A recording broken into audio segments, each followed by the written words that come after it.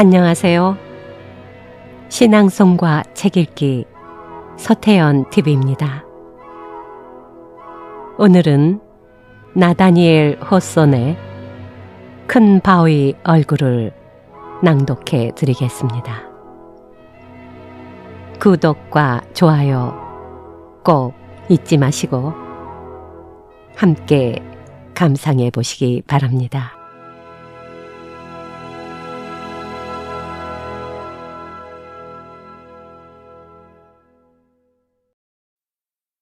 지은이 나다니엘 호손 1804년 출생 1864년 사망.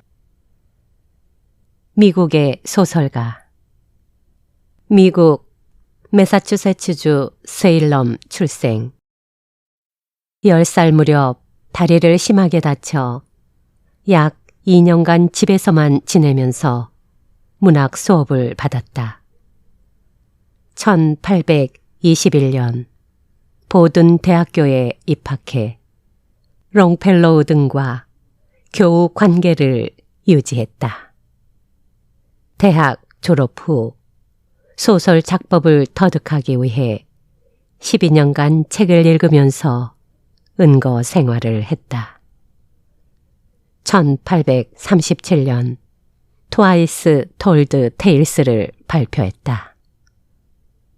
호손이 작가로서의 성공을 거둔 것은 1850년에 그의 대표작 주홍 글씨를 발표하면서부터이다. 17세기 청소년의 식민지 보스턴에서 일어난 간통 사건을 다룬 이 작품은 19세기 미국의 대표적 소설로 꼽힌다. 1851년에는 7 박공의 집과 같은 대작을 발표해 작가로서의 명성을 한층 두텁게 쌓았다. 호손의 작품은 교훈적 경향이 강한데 이것은 그가 청교도주의를 비판하면서도 그 전통을 계승한 까닭으로 풀이된다. 그는 도덕적 혹은 종교적으로 죄악에 빠진 사람들이나 고독에 사로잡힌 사람들의 내면에 집중했고 이것을 도덕과 종교, 심리라는 세 가지 측면에서 엄밀하게 고찰하고자 했다. 따라서 철학적이면서도 종교적인 세계를 정교한 비유와 상징으로 형상화하는 것이 특징이다.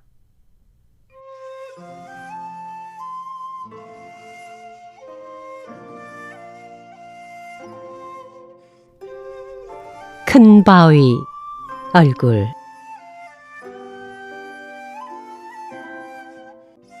어느 날 오후 해질 무렵 어머니와 어린 아들은 오두막의 문 앞에 앉아 큰 바위 얼굴에 대해 이야기했다. 큰 바위 얼굴은 꽤 멀리 떨어져 있었지만 눈만 뜨면 햇빛 아래 환하게 빛나는 모습이 뚜렷하게 보였다. 대체 그 큰 바위 얼굴은 무엇일까? 높은 산들로 둘러싸인 분지가 있었다. 그곳 넓은 골짜기에 많은 사람이 살고 있었는데 그 중에는 가파른 산허리에 빽빽한 수풀에 둘러싸인 곳에 통나무집을 짓고 사는 사람들도 있고 골짜기로 내리뻗은 비탈이나 평탄한 지면에 기름진 흙에 농사를 지으며 안락하게 사는 사람들도 있었다. 또 한 곳에 조밀하게 모여 마을을 이루고 사는 사람들도 있었다. 거기에서는 높은 산악지대로부터 내리 지르는 경류를 이용해 방직 공장의 기계를 돌렸다.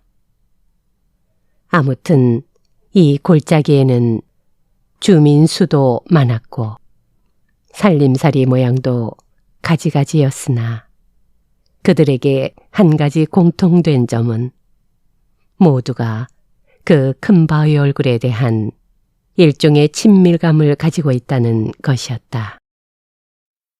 그 중에는 그 위대한 자연 현상에 대해 유달리 감격하는 사람들도 없지 않았다. 이렇게 모든 사람이 우러러보는 큰 바위 얼굴은 거대한 암석에 의해 산악의 수직면에 형성되어 있었고 마치 자연이 장난기 어린 기분으로 만들어낸 듯 했다. 거대한 암석이 모여있는 모양이 적당한 거리에서 바라보면 확실히 사람의 얼굴과 닮아 있었다.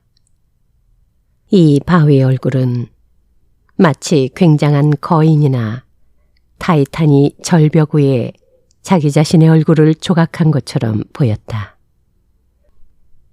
넓은 아치형의 이마는 높이가 30여 미터나 되고 기름진 콧날과 우람한 입술은 말을 한다면 큰 천둥 소리가 골짜기의 이쪽 끝에서 저쪽 끝까지 울릴 것만 같았다.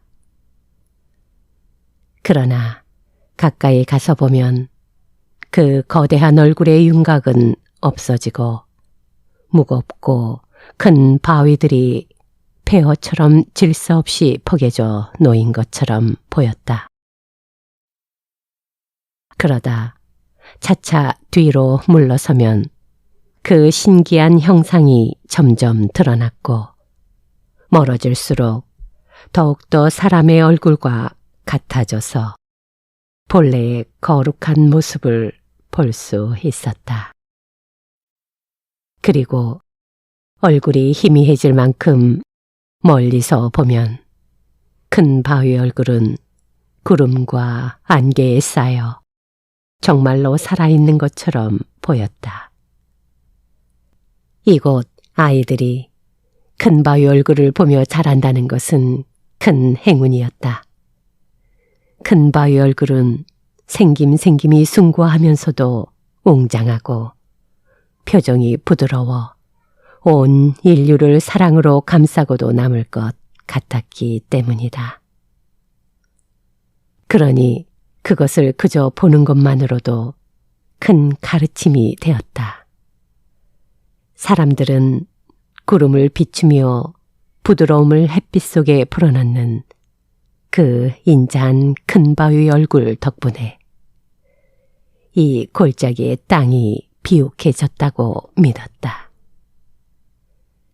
서두에서 이야기한 것처럼 어머니와 어린 소녀는 오두막집 문 앞에 앉아서 큰 바위 얼굴을 쳐다보며 그것에 대해 이야기하고 있었다. 아이의 이름은 어니스트였다. 어머니! 하고 아이가 말했다. 그때 그 거대한 얼굴은 그에게 미소 짓고 있는 것만 같았다. 저 큰 바위 얼굴이 말을 할 수 있었으면 좋겠어요. 저렇게 친절해 보이니 목소리도 틀림없이 좋을 거예요. 만약 내가 저런 얼굴을 가진 사람을 만난다면 정말 그 사람을 좋아하게 될 것 같아요. 옛날 사람들의 예언이 진짜로 일어난다면 우리는 언젠가 저것과 똑같은 얼굴을 가진 사람을 볼 수 있을 거야. 어떤 예언인데요, 어머니? 이야기 좀 해주세요. 어머니는 자신이 어니스트보다 더 어렸을 적 자신의 어머니에게 들은 이야기를 그에게 들려주었다. 그건 지나간 사실에 대한 것이 아니라 앞으로 일어날 일에 대한 이야기였다. 이야기는 상당히 오래전부터 전해 내려왔는데 옛날 이 골짜기에 살고 있던 아메리칸 인디언들 역시 그들의 조상들로부터 그 이야기를 들어왔다고 했다.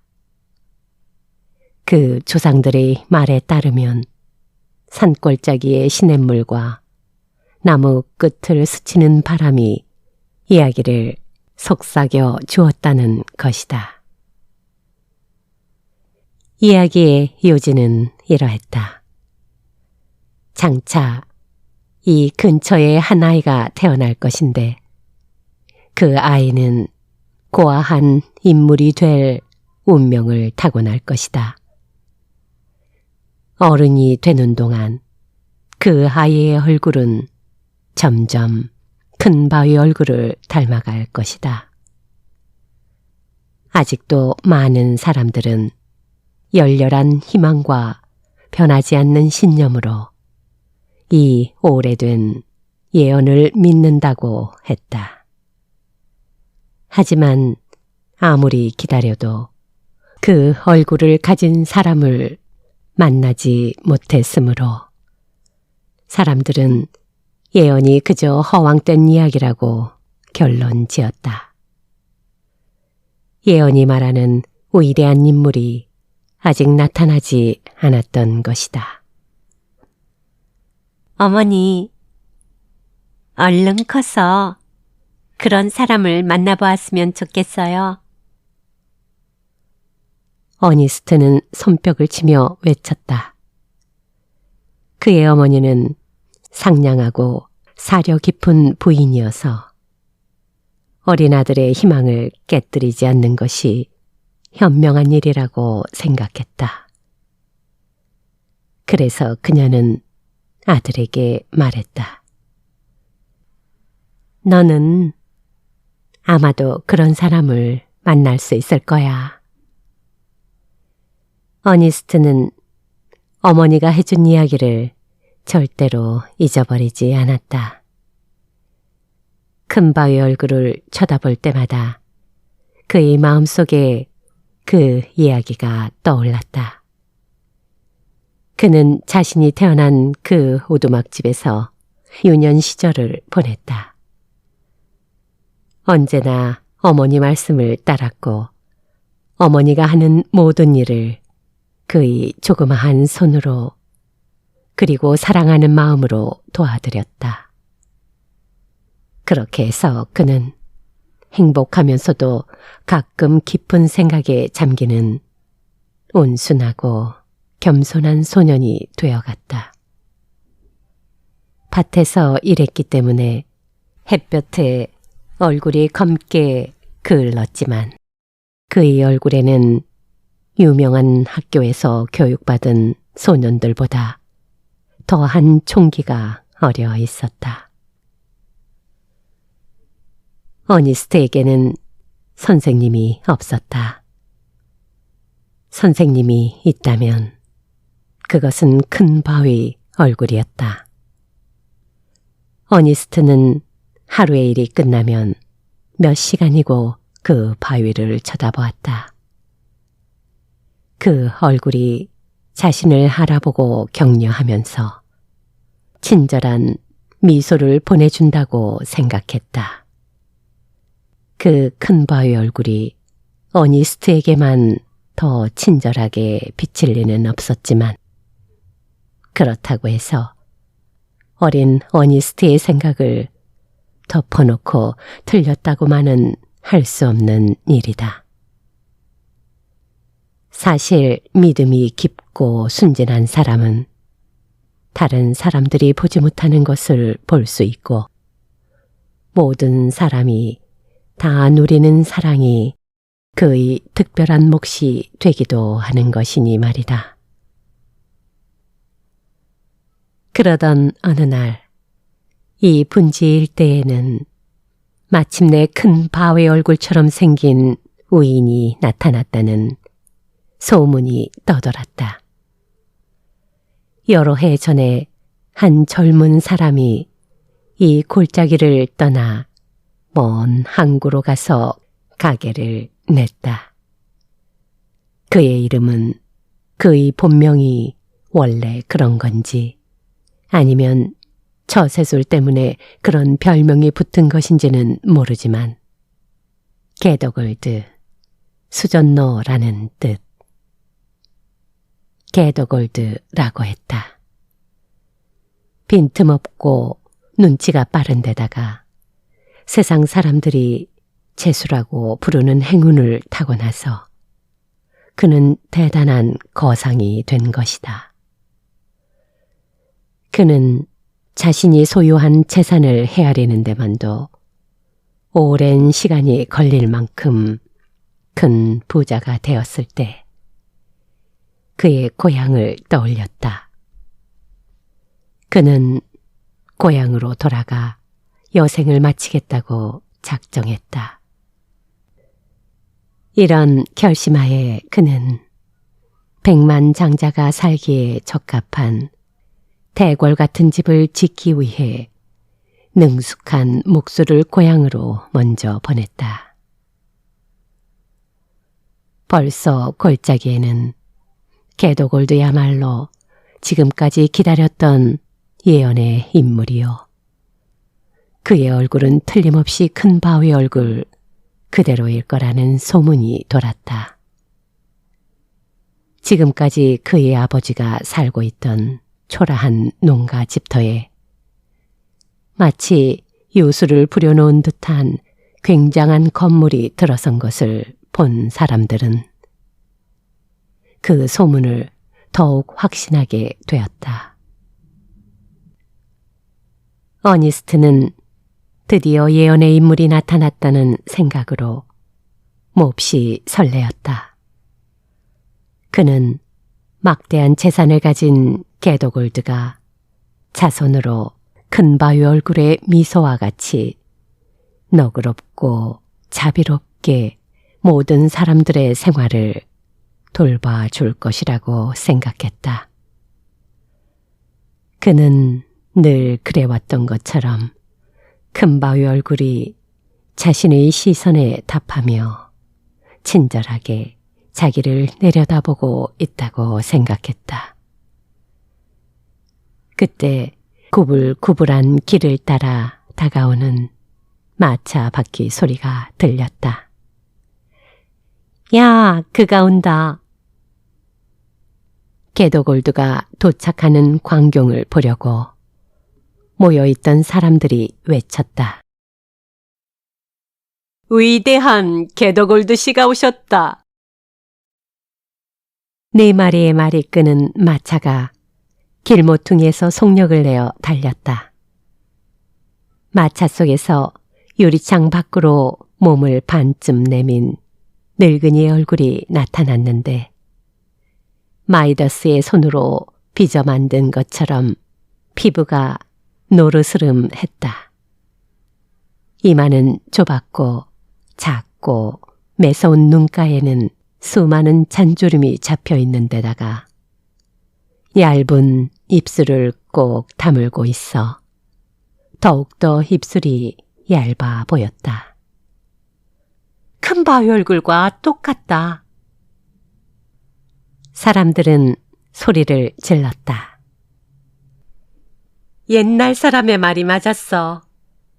마침내 위대한 사람이 우리에게 왔다. 어니스트는 어리둥절해졌다. 사람들이 게더골드를 옛사람이 예언한 얼굴과 똑같다고 믿고 있었기 때문이다. 마침내 길가에는 먼 지역에서 온 늙은 여자 거지와 어린 거지 둘이 있었다. 이 불쌍한 거지들은 마차가 지나가자 손을 내밀고 슬픈 목소리로 애걸했다. 그러자 재물을 긁어모은 그 누런 손이 마차 밖으로 나오더니 동전 몇 잎을 땅 위에 떨어뜨렸다. 그 위인을 게더골드가 아닌 스케터 커퍼, 동전을 뿌리는 사람이라 불러도 될 법한 일이었다. 그럼에도 불구하고 사람들은 여전히 굳은 신념으로 진지하게 외쳐댔다. 큰 바위 얼굴과 똑같아. 그러나 어니스트는 낙심해 그 주름 잡히고 날카롭고 더러운 얼굴로부터 고개를 돌렸다. 그리고 산 허리를 올려다보았다. 거기에는 맑고 빛나는 얼굴이 모여드는 안개에 쌓여 마지막 햇빛을 받아 반짝이고 있었다. 어니스트의 영혼에 깊은 감명과 영감을 주었던 얼굴이었다. 그는 기분이 유쾌해졌다. 그 인자한 입술이 무슨 말을 하고 있는 것처럼 보였다. 그 사람은 온다. 걱정하지 마라. 그 사람은 꼭 온다. 세월이 흐르고 어니스트는 젊은이가 되었다. 그는 골짜기에서 사는 사람들의 주의를 끄는 일이 별로 없었다. 그도 그럴 것이 그의 일상생활에는 유달리 뚜렷한 점이 없었던 것이다. 그가 남과 다른 점이 있다면 하루의 일을 마치고 혼자 떨어져서 큰 바위 얼굴을 쳐다보며 명상을 한다는 점이었다. 다른 사람들은 바보 같은 짓으로 여겼지만 어니스트가 워낙 부지런하고 친절한 데다 자기 할 일을 어김없이 해왔으므로 아무도 그를 비난하지 않았다. 사람들은 큰 바위 얼굴이 그의 선생님이라는 것과 큰 바위 얼굴에 표현되어 있는 감정이 이 젊은이의 가슴을 다른 사람보다 더 넓고 깊은 동감으로 채워주고 있다는 사실을 알지 못했다. 사람들은 책에서 배우는 것보다 더 많은 지혜를 큰 바위 얼굴에 주고 그 얼굴을 바라보는 생활 덕분에 더 나은 인생으로 변화할 수 있다는 것을 알지 못했다. 어니스트 자신도 들 가운데서나 난로가에서 그리고 혼자 깊이 생각하고 반성하는 곳 어디에서나 그에게 자연스럽게 떠오르는 사상과 감정이 사람과의 접촉을 통해 얻는 것보다 한 단계 더 품격 높은 것임을 알지 못했다. 어머니가 오랜 예언을 일러주던 처음의 순간처럼 순박한 어니스트는 골짜기를 내려다보고 있는 그 얼굴을 쳐다보며 그것과 똑같이 생긴 얼굴이 좀처럼 나타나지 않는 것을 이상하게 생각하고 있을 따름이었다. 그 즈음 게도골도가 죽었다. 기이한 일은 그의 육체요 영혼이었던 재산이 그의 생전에 모두 사라져서 우글쭈글하고 누런 살갗으로 덮인 해골만 그에게 남은 사실이었다. 그의 황금이 그렇게 사라져버리자 사람들은 이 거덜난 상인의 천한 생김새와 산 위에 있는 장엄한 얼굴 사이에 닮은 점이 아무것도 없음을 알게 되었다. 사람들은 그가 살아있을 때에도 더 이상 그를 존경하지 않았고 죽은 뒤에는 까맣게 잊어버리고 말았다. 그런데 이 골짜기 태생으로 여러 해 전 군대에 들어가 숱한 격전을 겪고 난 끝에 유명한 장군이 된 사람이 있었다. 본명이 무엇인지 알려져 있지 않았으나 병영이나 전쟁터에서는 피와 오래라는 뜻으로 올드 블러드 앤드 썬더라는 별명으로 알려져 있었다. 이 백전의 용사도 이제는 노령과 상처로 몸이 허약해져 소란한 군대 생활과 오랫동안 귓속을 울리던 북소리며 나팔소리에 실증이 나서 고향에 돌아와 안식을 얻고자 했다. 골짜기의 주민들은 흥분해 축포를 쏘고 공식 만찬을 열어 군인을 환영하기로 했다. 그러고는 이제야 드디어 큰 바위 얼굴과 똑같은 사람이 정말로 나타났다고 떠들어댔다. 몇 년 동안 큰 바위 얼굴을 쳐다볼 생각도 않던 사람들은 올드 블러드 앤드 썬더 장군이 어떻게 생겼는지 알기 위해 큰 바위 얼굴을 쳐다보며 시간을 보냈다. 축제의 날, 어니스트는 골짜기 사람들과 함께 일자리를 떠나 숲속에 향연이 마련되어 있는 곳으로 갔다. 배틀 블라스트 목사의 목소리가 들렸고 그의 명예를 위해 사람들이 모여 축복을 간구하고 있었다. 어니스트는 발돋움을 해 이 저명한 손님을 먼 발치에서나마 보려고 했다. 그러나 많은 사람이 축사와 연설, 장군의 입에서 흘러나올 답사를 한마디도 빠뜨리지 않으려는 듯 식탁 주위에 몰려들었고 뒤따라온 군대가 호위병의 직책을 다하느라 총검으로 사람들을 무지하게 밀어대는 통에 어니스트는 뒤로 밀려나 그의 얼굴을 볼 수가 없었다. 그는 스스로를 위로하려고 큰 바위 얼굴이 있는 쪽으로 향했다. 큰 바위 얼굴은 전과 다름없이 성실한 빛으로 오랫동안 마음속에 품고 있던 친구를 대하듯 다정히 어니스트를 마주보고 미소를 띄었다.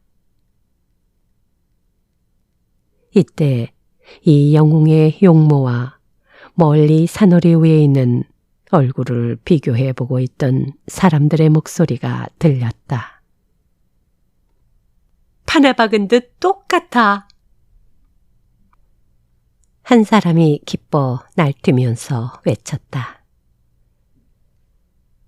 영락없어. 바로 그 얼굴이야. 또 다른 사람이 맞장구를 쳤다. 담담하다. 저건 올드 블러드 앤드 썬더의 얼굴이 커다란 거울 속에 비쳐 있는 것 같은걸. 세 번째 사람이 외쳤다. 아무렴 그렇고 말고 장군이야말로 가장 위대한 인물이거든. 이 세 사람이 고함을 질러대자 소리가 군중 속으로 퍼져나가 수천의 목소리로 바뀌어 큰 고함 소리를 일으켰다. 고함 소리는 수마일을 울려 퍼져서 큰 바위 얼굴이 천둥 같은 숨결로 고함을 지른 것이 아닌가 의심될 정도였다. 어니스트는 오랫동안 기다린 그 인물이 지혜를 말하고 선행하며 사람들을 행복하게 하리라고 기대했다. 그러나 그 순간에는 하느님이 피 묻은 칼로 위대한 목적을 이룬 사람으로 그런 일을 성취하도록 하신 게 아닌가 하고 생각했다. 장군이다! 장군이다! 사람들이 외쳤다. 조용히 장군이 연설을 하신다. 장군은 식사가 끝나고 그의 건강을 위한 축배가 올려진 뒤에야 감사의 뜻을 표하기 위해 일어섰다. 어니스트는 그를 보았다. 그의 머리 위에는 월계수 얽힌 푸른 나뭇가지가 아치를 이루고 깃발은 그의 이마에 그늘을 들이우며 축 늘어져 있었다. 숲이 트인 곳으로 큰 바위 얼굴이 그의 얼굴과 나란히 드러나 있었다. 그 둘 사이에 사람들이 외쳐대는 것과 같은 닮은 점이 정말로 있는 것일까? 아쉽게도 어니스트는 닮은 점을 찾아낼 수가 없었다. 어니스트는 수없이 많은 격전과 갖은 풍상에 찌든 장군의 얼굴을 유심히 바라보았다. 정력과 굳은 의지가 얼굴에 넘쳐 흐르고 있는 것은 분명했다. 그러나 선량한 지혜와 깊고 넓으면서도 따사로운 자비심 같은 것은 찾아볼 수가 없었다. 큰 바위 얼굴은 준엄한 표정을 하고 있으면서도 한편으로 온화한 빛을 띠면서 자신의 표정을 누그러뜨리고 있었던 것이다. 저 사람은 예언 속의 그 사람이 아니야. 어니스트는 군중 사이를 빠져나가면서 한숨을 쉬었다. 아직도 더 기다려야 한단 말인가? 또다시 여러 해가 평안한 가운데 흘러갔다. 어니스트는 아직도 그가 태어난 골짜기에 살고 있었고 이제는 중년의 남자가 되었다. 그리고 미미하지만 차차 사람들 사이에 알려지게 되었다. 그는 아직도 예전처럼 생계를 위해 일하는 순박한 사람이었다. 그러나 그는 많은 일을 생각하고 느끼면서 생애의 대부분을 인류를 위해 훌륭한 일을 하면서 보내겠다는 신성한 희망을 품고 지냈다. 그래서 그의 일상생활은 조용하고 사려 깊은 자애심으로 채워졌다. 그것은 마치 길가의 푸른 초원이 만들어 놓은 조용한 시냇물의 흐름처럼 보였다. 이 겸손한 사람은 자기가 가는 길에서 한 번도 벗어난 적이 없었고 항상 이웃에게 축복을 베풀었다. 어느덧 어니스트는 자신도 모르는 사이에 설교가가 되었다. 그의 맑고 높으며 순박한 사상은 소리 없는 덕행으로 또 그의 설교 속에서 조용히 흘러나왔다. 그는 사람들에게 깊은 감명을 받고 새로운 생활을 개척할 수 있는 진리를 말해주었다. 그러나 사람들은 이웃 사람이자 친근한 벗인 어니스트가 비범한 사람이라고 생각하지 않았고 어니스트 자신도 그런 생각을 품지 않았다. 그러나 게을물의 속삭임처럼 한결같은 힘으로 그에게서는 아직까지 그 어느 누구도 말해보지 못한 사상이 술술 흘러나왔다. 얼마간 시간이 흐르자 사람들은 올드 블러드 앤드 썬더 장군의 험상궂은 인상과 산 위에 있는 자비로운 얼굴과의 비슷한 점이 없다는 것을 알게 되었다. 그러나 또다시 큰바위 얼굴과 어떤 저명한 정치가의 얼굴이 똑같다는 소식이 신문에 실렸다. 그는 게도 골드나 올드 블러드 앤 썬더 장군과 마찬가지로 이 골짜기에서 태어났으나 일찍이 고향을 떠나 법률과 정치에 종사해 왔다고 했다. 부자의 재산과 장군의 칼 대신에 그는 오직 한 개의 혀를 가졌을 뿐이었으나 그것은 앞에 두 가지를 합친 것보다 더 강력했다. 그의 언변은 매우 유창해. 그가 말하려 하는 것이 무엇이든 청중은 그의 말을 믿지 않을 수 없어. 그른 것도 옳게 보고 정당한 것도 그르게 여기게 되었다. 마음만 내킨다면 그는 그의 숨결만으로 휘황한 안개를 일으키고 대자연의 햇빛을 무색하게 할 수도 있었다. 그의 언변은 때로는 천둥처럼 우르르 울리기도 하고 때로는 한없이 달콤한 음악 소리처럼 속삭이기도 했다. 그것은 격전의 질풍이었고 평화의 노래였다. 그럴 리는 없겠지만 그는 혀 속에 심장을 지니고 있는 듯 했다. 놀라운 사람이었다. 그는 혀 하나로 성공을 거두어 각주의 정부와 여러 군주의 조정에 그의 목소리가 울렸고 마침내 온 세계에 그의 명성을 떨쳐 사람들은 그를 대통령으로 선출하려고까지 했다. 그의 이름이 세상에 알려지기 시작할 때부터 그의 숭배자들은 그와 큰 바위 얼굴 사이에 비슷한 모습을 찾아냈다.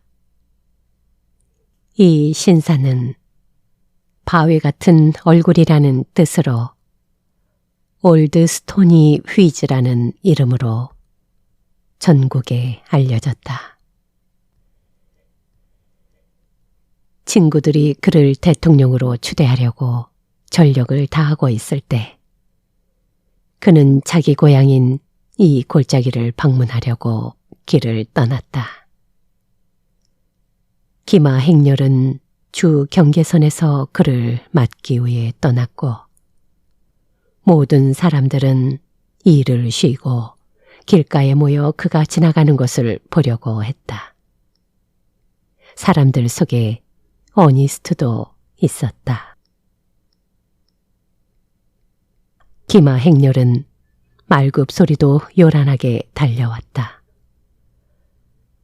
먼지가 어찌나 뽀얗게 이는지 어니스트는 그 사람의 얼굴을 볼 수 없었다. 악대가 연주하는 감격적인 음악이 우렁차게 퍼져 골짜기 구석구석에 저명한 손님을 환영하는 소리가 가득 찼다. 저 멀리 산의 절벽이 그 소리에 반향되어 울릴 때는 큰 바위 얼굴도 예언 속에 그 사람이 온 것을 인정하듯 승리에 찬 합창을 더 소리 높이는 듯 했다. 사람들은 모자를 벗어 위로 던지며 소리쳤다. 이러한 열광적인 환호가 어니스트의 가슴에도 불을 지펴 그도 모자를 위로 던지며 큰 소리로 윈 만세! 올드 스토니 휘즈 만세! 하고 외쳤다. 사실 그는 아직 그 사람을 보지 못했다. 왔다! 어니스트 가까이 서 있던 사람들이 외쳤다. 저기! 올드 스토니 휘즈를 봐라. 그리고 저 산 위의 얼굴을 봐라. 마치 쌍둥이 같지 않으냐? 화려한 행렬 한가운데로 마차가 도착했다. 4마리의 흰말이 끄는 천정이 없는 사륜마차였다. 그 마차 속에 모자를 벗어든 유명한 정치가 올드 스토니 휘즈가 앉아 있었다. 이봐, 큰바위 얼굴이 마침내 제 짝을 찾았다고. 이웃 한 명이 어니스트에게 말했다. 고개를 끄덕거리며 미소를 짓고 있는 그 얼굴을 보면서 어니스트 역시 산 위에 있는 얼굴과 비슷하다고 생각했다. 훤하게 벗어진 큰 이마며 얼굴 형상이 대담하고 힘있게 보였다. 그러나 산 중턱의 얼굴을 빛나게 하고 육중한 화강암의 암 속에 영혼을 불어넣는 신비한 감정의 장엄함이나 숭고함, 웅대함 같은 것은 그 정치가의 얼굴에서 찾아볼 수 없었다. 무엇인가가 원래부터 빠져 있었거나 그렇지 않으면 있던 것이 사라져버린 것만 같았다. 놀라운 재능을 가진 정치가의 눈 깊숙한 곳에는 모든 것에 지친 듯한 우울함이 깃들어 있을 따름이었다. 그러나 어니스트 옆에 서 있던 사람은 팔꿈치로 그를 쿡쿡 찌르면서 대답을 재촉했다. 어때? 어떤가 말이야. 이 사람이야말로 저 산 중턱의 얼굴과 똑같지 않나? 아니요. 어니스트는 묵뚝뚝하게 말했다. 조금도 닮지 않았어. 그렇다면 저 큰 바위 얼굴한테는 안 된 일이로군. 어니스트의 이웃은 이렇게 대답하더니 다시 올드 스토니 휘즈를 위해 환호성을 질렀다. 어니스트는 낙담해 우울한 얼굴로 그곳을 떠났다.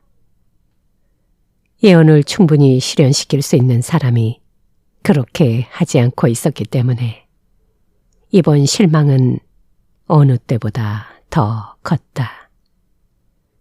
기마대, 깃발, 음악, 사륜마차는 소란스러운 군중을 뒤에 두고 그의 옆을 스쳐 지나갔다. 먼지가 차츰 가라앉았다. 어니스트는 장엄한 큰바위 얼굴을 다시 쳐다보았다.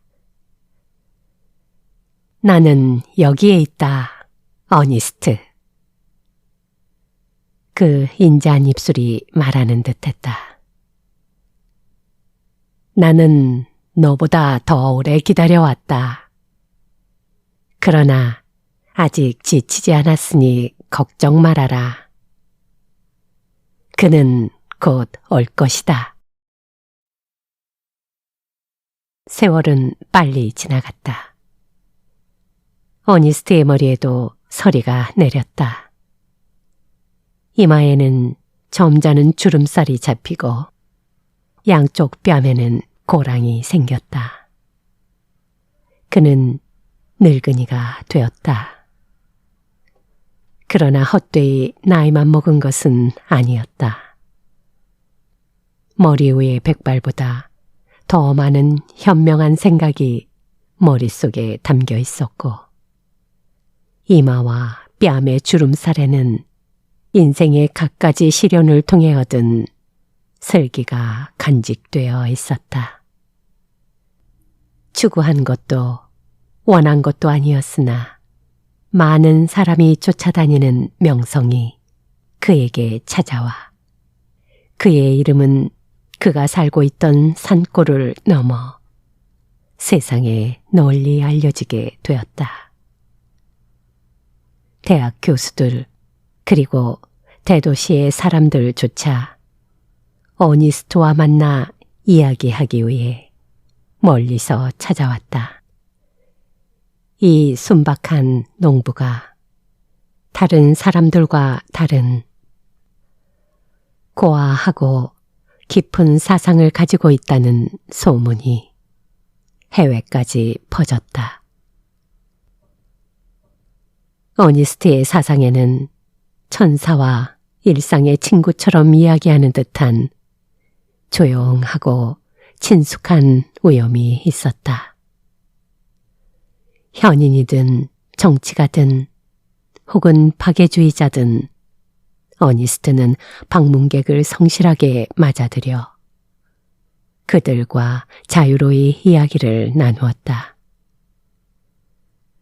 사람들과 이야기하는 동안 어니스트의 얼굴은 환하게 빛나 부드러운 저녁빛처럼 비추었다.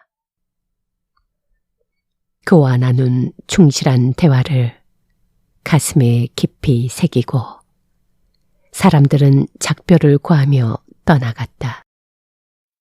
이들은 계곡을 오르면서 큰바의 얼굴을 쳐다보고는 어디에선가 본 얼굴과 닮았다고 생각했으나 딱히 기억해내지는 못했다. 이 무렵 하느님의 섭리로 새로운 시인 한 사람이 세상에 나타났다. 그 역시 이 골짜기에서 태어난 사람이었으나 고향을 떠나 도시의 소음 속에서 자신의 음류를 풀며 살았다. 그는 공덕을 기리는 노래, 장엄한 송가로 큰바의 얼굴을 찬양한 적도 있었다. 이 천재는 타고난 재능으로 산을 읊어 사람들이 그 산허리에서 한층 더한 장엄함을 보게끔 만들었다. 그 시인이 아름다운 호수에 대해 노래하면 하늘은 미소를 던져 그 호수 위를 영원히 비추었으며 망망한 바다를 읊으면 그 깊고 넓고 무서운 가슴도 그의 정서에 감화해 약동하는 듯 보였다. 시인이 행복한 마음으로 세상을 축복하면 온 세상은 과거와는 다른 더 훌륭한 모습을 가지게 되었다. 조물주는 자신이 손수 창조한 세계를 마지막으로 손질할 사람으로 그를 내려보냈던 것이다. 시인이 조물주의 창조에 대한 해석을 말할 때까지 천지 창조는 완성된 것이 아닌 것 같았다. 시인의 노래는 어니스트에게도 찾아들었다. 그는 하루의 일과가 끝난 뒤에 문 앞에 놓인 긴 의자에 앉아서 그 시들을 읽었다. 그 자리는 그가 큰바의 얼굴을 쳐다보며 사색에 잠기는 곳이었다. 어니스트는 자기 영혼에 강력한 충격을 주는 그 시들을 읽으면서 인자하게 미소 짓고 있는 큰바의 얼굴을 쳐다보았다. 오, 장엄한 벗이여. 이 사람이야말로 그대를 닮을 자격이 있는 사람 아닙니까? 그는 큰바의 얼굴을 보고 중얼거렸다.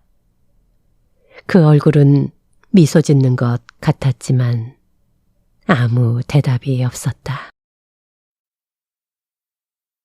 이 시인은 어니스트의 소문을 듣고 그의 인격을 사모하게 되었고 어니스트를 몹시 만나고 싶어 했다. 배우지 않고도 얻게 된 그의 지혜와 고아한 순수함을 흠모했던 것이다. 시인은 어느 여름 아침에 기차를 탄 뒤 며칠 후 어니스트의 집에서 멀지 않은 곳에서 내렸다. 예전에 게더골드의 저택이었던 호텔이 바로 옆에 있었지만 그는 손가방을 든 채 어니스트의 집으로 찾아가서 거기서 하룻밤 신세를 지려고 결심했다. 시인은 문 앞에 가까이 이르러 점잖은 노인이 책을 한 손에 들고 읽으면서 책갈피에 손가락을 끼운 채 큰 바위 얼굴을 쳐다보고는 다시 책을 들여다보는 모습을 보았다. 안녕하십니까? 지나가는 나그네입니다. 하룻밤 머물러 갈 수 있겠습니까? 시인이 말을 건넸다. 네, 그러시지요. 어니스트는 웃으면서 덧붙여 말했다. 큰 바위 얼굴이 저렇게 다정한 얼굴로 손님을 맞이하는 것을 본 일이 없는데요. 시인은 어니스트 옆에 앉아 이야기를 주고받기 시작했다.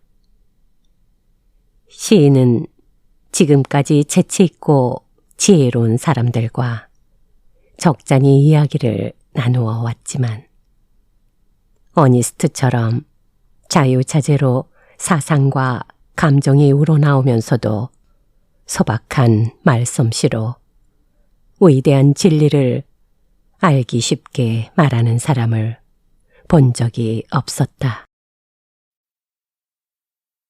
시인의 이야기에 귀를 기울이고 있는 어니스트에게는 큰 바위 얼굴이 몸을 앞으로 내밀고 귀를 기울이는 것만 같았다.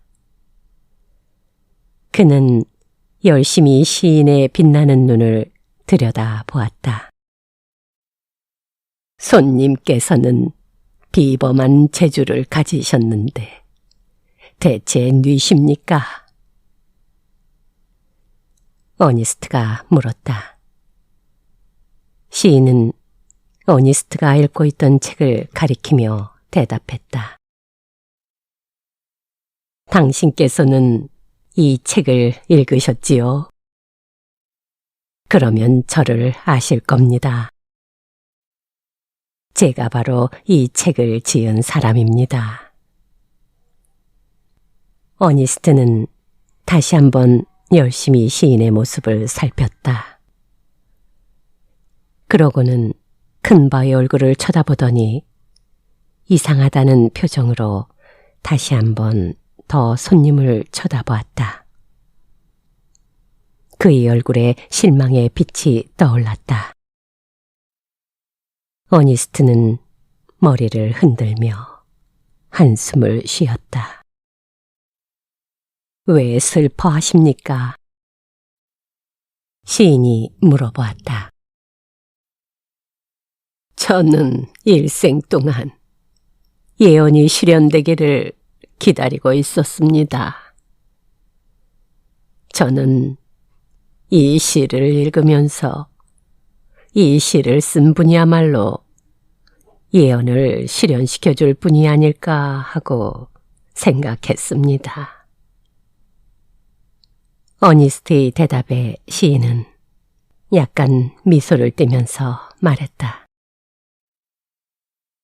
어른께서는 제게서 저 큰 바위 얼굴과 비슷한 점을 찾기를 원하셨다는 말씀이신가요? 그런데 지금 보니 게더골드나 올드블러드 앤 썬더나 올드스토니 휘즈와 마찬가지로 제게서도 닮은 점을 찾지 못하셨다는 말씀이지요. 그렇습니다. 저는 그 정도밖에 안 됩니다. 저 역시 앞서 나타난 세 사람처럼 당신에게 실망만 더해드렸을 뿐입니다.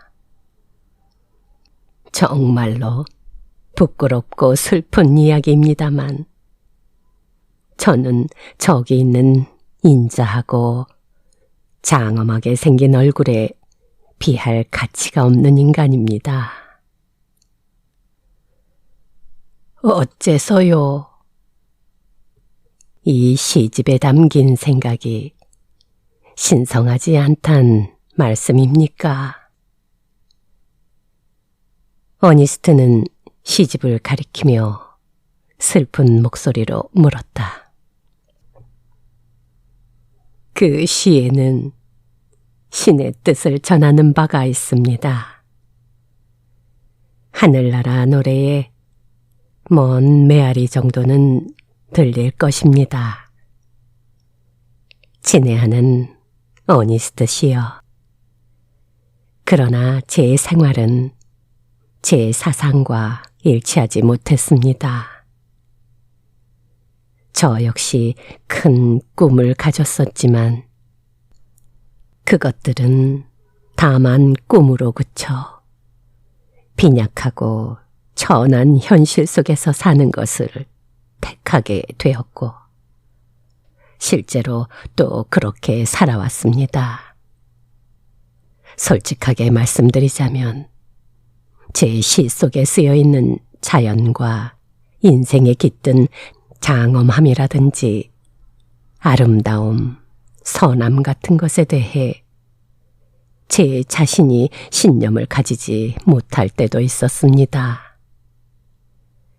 그러니 순수한 아름다움과 참된 진실을 찾으려는 당신이 이런 저에게서 큰 바위 얼굴을 찾을 수가 있겠습니까? 시인의 두 눈에는 눈물이 어려 있었다. 어니스트의 눈에도 어느새 눈물이 괴었다. 저녁 해가 질 무렵 오래전부터 해오던 관례대로 어니스트는 야외에서 동네 사람들에게 강연을 하기로 되어 있었다. 그와 시인은 여전히 이야기를 주고받으며 그곳으로 걸어갔다. 그곳은 나지막한 산으로 둘러싸인 숲속의 구석진 장소였다. 뒤쪽으로 회색빛 절벽이 솟아 있었고 그 앞으로는 담쟁이 넝쿨이 무성해 울퉁불퉁한 벼랑으로부터 줄기줄기 덩굴져 내려와 험상궂은 바위를 마치 비단 휘장처럼 덮고 있었다. 거기에 평지보다 약간 높게 푸른 나뭇잎으로 둘러싸인 아득한 곳이 있어서 한 사람이 그리로 들어가 자기 진심에서 우러나오는 몸짓을 하며 이야기를 할 수 있었다. 어니스트는 자연이 만들어낸 이 연단 위로 올라가 따뜻하고 다정한 미소를 띠며 청중을 보았다. 설 사람은 서고 앉을 사람은 앉고 기댈 사람은 기대고 해서 저마다 편한 자세를 취하며 어니스트를 바라보았다. 서산으로 기우는 해가 그들의 모습을 비춰 주었고 햇빛이 잘 통하지 않는 울창한 고목숲 속으로 명랑한 햇빛을 던지고 있었다. 그 한편에 예나 다름없이 장엄하면서도 인자한 모습의 큰 바위 얼굴이 있었다. 어니스트는 청중에게 이야기하기 시작했다. 그의 말은 그의 사상과 일치되어 있었으므로 힘이 있었고, 그의 사상은 그의 일상생활과 조화되어 있었으므로 현실성과 깊이가 있었다. 이 설교자가 하는 말에는 선행과 성스러운 사랑의 생활이 녹아들어가 있었기 때문에 단순한 음성이 아닌 생명의 부르짖음에 가까웠다. 마치 윤택하고 순결한 진주가 그의 말 속에 녹아 들어가 있는 것 같았다. 그의 이야기에 귀를 기울이고 있던 시인은 어니스트의 인성과 품격 자체가 자신이 쓴 어떤 시보다 더 고상하다고 느꼈다. 그는 눈물이 어린 눈으로 이 숭고한 사람을 우러러 보았다. 그리고 온화하고 다정하고 사려 깊은 얼굴에 백발이 흩어져 있는 그의 모습이야말로 예언자나 성자다운 모습이라고 생각했다. 그때 저쪽 멀리 높은 곳에 지는 해의 황금빛에 물든 큰 바위 얼굴이 보였다. 큰 바위 얼굴의 주위를 둘러싼 흰 구름은 어니스트의 이마를 덮고 있는 백발과 비슷했다. 그 거대하고 자애로운 얼굴은 이 세상을 감싸 안고 있는 것처럼 보였다. 그 순간 어니스트의 얼굴은 그가 말하려는 생각과 하나가 되어 자애로움이 가득 찬 장엄한 빛을 띠었다. 시인은 참을 수 없는 충동으로 팔을 높이 쳐들고 외쳤다. 보십시오! 보십시오! 어니스트 씨야말로 큰 바위 얼굴과 똑같습니다. 모든 사람들은 어니스트를 쳐다보았다. 그리고 그 안목 있는 시인의 말이 사실이라는 것을 깨달았다. 예언은 실현되었다. 그러나 할 말을 다 마친 어니스트는 시인의 팔을 잡고 천천히 걸어 집으로 돌아갔다.